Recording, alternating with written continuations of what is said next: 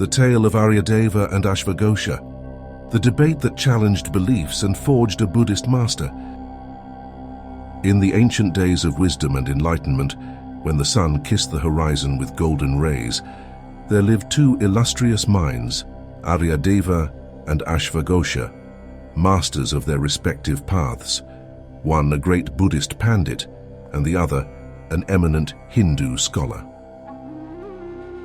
A challenge of intellect arose as Ashvagosha, with the fiery spirit of a debater, dared to challenge the revered Nagarjuna himself.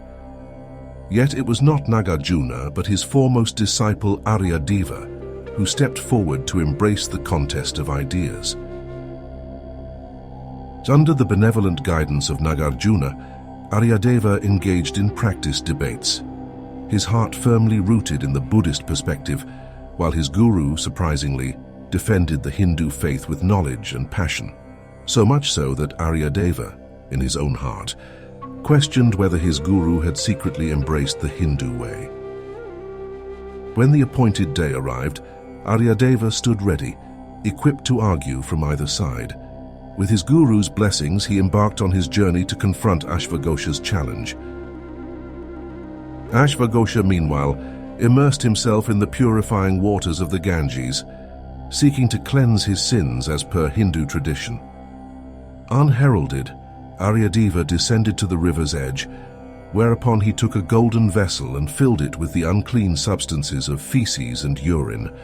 With reverence, he cleansed the outer surface of the vessel, leaving Ashvagosha bewildered by this peculiar ritual. Perplexed, Ashvagosha inquired, "What merit is there in cleansing the outer surface of a vessel filled with impurity?"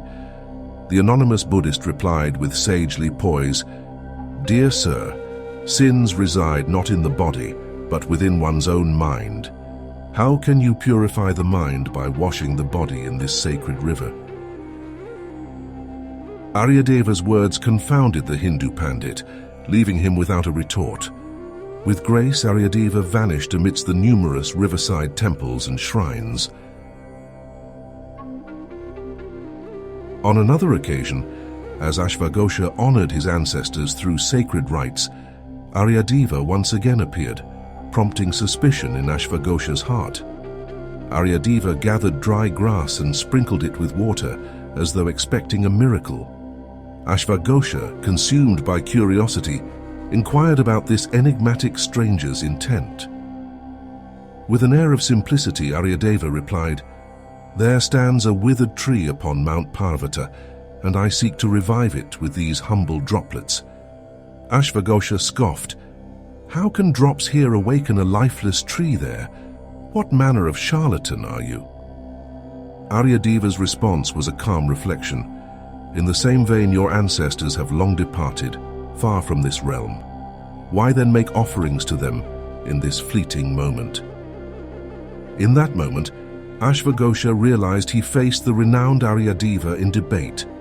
Under royal patronage, an extensive contest of minds unfolded, witnessed by the king and his esteemed council. After weeks of profound discourse, the verdict was resounding. Aryadeva stood victorious. Yet Ashvagosha, foreseeing this outcome, ascended into the heavens to evade conversion as tradition dictated. Swiftly, Aryadeva pursued him, binding Ashvagosha through the mastery of his psychic force and returning him to the earthly realm. There, within a temple adorned with Buddhist scriptures, the Hindu scholar found himself confined. In the solitude of captivity, Ashvagosha turned to the Buddhist texts, and with Aryadeva's well-reasoned arguments etched in his mind, his own studies led him to a profound revelation. He realized the Buddhist path to be the ideal route to spiritual perfection. When he revealed his conversion to his captors, they released him. Transformed, Ashvagosha emerged as an erudite and enlightened Buddhist master, India's finest poet of the Buddhist faith.